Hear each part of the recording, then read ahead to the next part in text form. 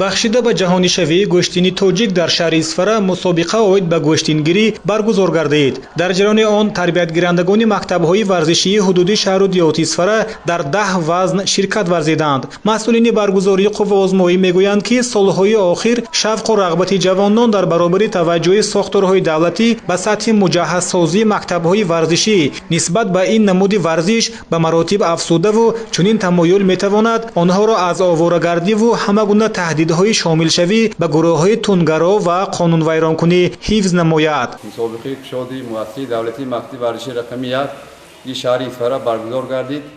дар ин мусобиқа зиёда аз 300 нафар варзишгарон иштирок намуданд. дар ин мусобиқа варзишгарони шаҳри Исфара аз тамоми дастаҳо иштирок намуда бо як сатҳи баланд ва шавқовар гузаронида шуд.